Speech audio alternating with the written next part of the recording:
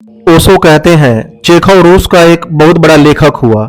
संस्मरणों के आधार पर एक कहानी लिखी। उसके मित्र का लड़का कोई 10 साल पहले घर से भाग गया। मित्र धनी था, लेकिन जैसे अक्सर धनी होते हैं, महाकृपण था और लड़के को बाप के साथ रास न पड़ी, तो लड़का घर छोड़कर भाग गया। एक ही लड़का था।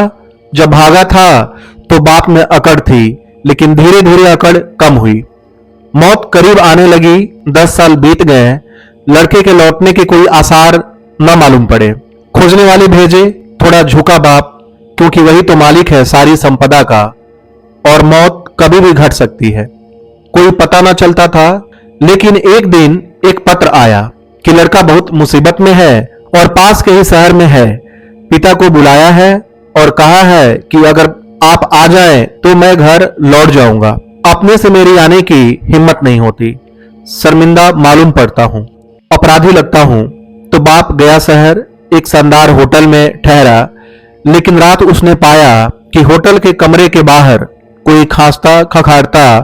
तो दरवाजा खोलकर उस आदमी से कहा कि हट जाओ यहां से, सोने दोगे या नहीं। लेकिन रात सर्द और बर्फ पड़ रही है और वह आदमी जाने को राजी नहीं है। तो उसने धक्के देकर उसे बरामदे के बाहर कर दिया।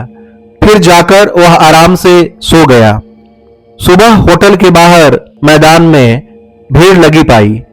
कोई मर गया है, तो वह भी गया देखने।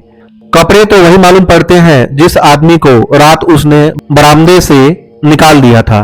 भीड़ में पास जाकर देखा तो चेहरा पहचाना मालूम हुआ पड़ा। यह तो उसका लड़का है। अपने ही लड़के को रात उसने बाहर निकाल लिया। मन को पता न हो कि वह अपना है तो अपना नहीं है। मन को पता हो कि अपना है तो अपना है। सारा खेल मन का है। क्षण भर पहले कोई मतलब न था। यह आदमी मरा पड़ा था, भीड़ लग गई थी। अब बाप छाती पीटकर रो रहा है कि मेरा लड़का मर गया है और अब यह पीड़ा जीवन भर रहेगी, क्योंकि मैंने ही मारा। खेल सारा मन का है। और अभी सिद्ध हो जाए, कोई दूसरा आदमी आ जाए और कहे कि यह लड़का मेरा है, तुम्हारा नहीं, तुम भूल में पड़ गए, आंसू सूख जाएंगे, प्रफुल्लता वापस लौट आएगी। क्षण भर में सब बदल जाता है। मन का भाव बदला कि सब बदला। चेखव ने एक और कहानी लिखी है कि 2 पुलिस वाले एक राह से गुजर रहे हैं और एक कुत्ते ने एक आवारा आदमी को काट लिया है। कुत्ता भी आवारा है और उस आदमी ने उसकी टांग पकड़ ली है और होटल के पास भीड़ लगी है और लोग कह रहे हैं इसको मार ही डालो। यह दूसरों को भी सता चुका है। पता नहीं पागल हो, यह कुत्ता एक उपद्रव हो गया है इस इलाके में। पुलिस वाले भी दोनों उस भीड़ में खड़े हो गए। उनमें से एक बोला कि खत्म ही करो, क्योंकि हमको भी रास्ते पर चलने नहीं देता। कुत्ते कुछ सदा खिलाफ हैं सन्यासियों, पुलिस वालों, पोस्टमैन, जो भी किसी तरह का यूनिफॉर्म पहनते हैं, उनके वे खिलाफ हैं। वे एकदम नाराज हो जाते हैं। हमको भी रात चलने नहीं देता, भौंकता है, उपद्रव मचाता है, मार ही डालो। तभी दूसरे पुलिस वाले ने गौर से कुत्ते को देखकर कहा कि सोच कर करना, यह तो पुलिस इंस्पेक्टर जनरल का कुत्ता मालूम पड़ता है, आवारा नहीं है। मैं भली भांति पहचानता हूं। सब रंग बदल गया। वह पुलिस वाला जो कह रहा था कि मार डालो, झपटा उस आवारा आदमी पर और कहा कि तुमने उपद्रव मचा रखा है, ट्रैफिक को रोक रखा है, छोड़ो इस कुत्ते को। जानते हो यह कुत्ता किसका है, कितना मूल्यवान है। कुत्ते को उठाकर उसने कंधे पर रख लिया और उस आवारा आदमी का हाथ पकड़कर कहा कि चलो पुलिस थाने। तभी दूसरे पुलिस वाले ने फिर कहा कि नहीं नहीं, भूल हो गई, यह कुत्ता इंस्पेक्टर जनरल का नहीं है।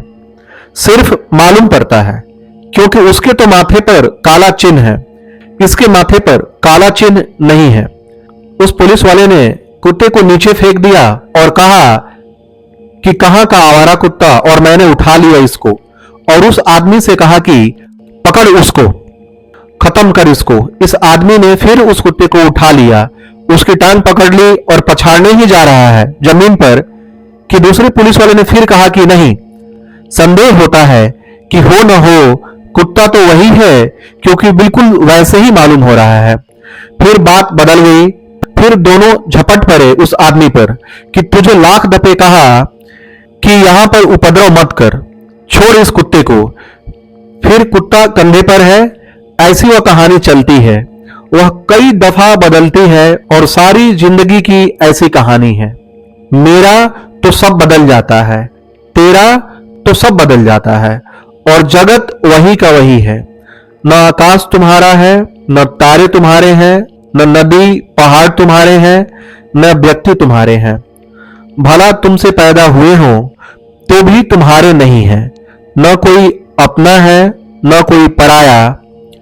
अगर सब है तो परमात्मा के हैं, अगर सब में कोई है तो परमात्मा है। मेरा और तेरे का सारा मन का खेल है, और मन संसार बनाता है।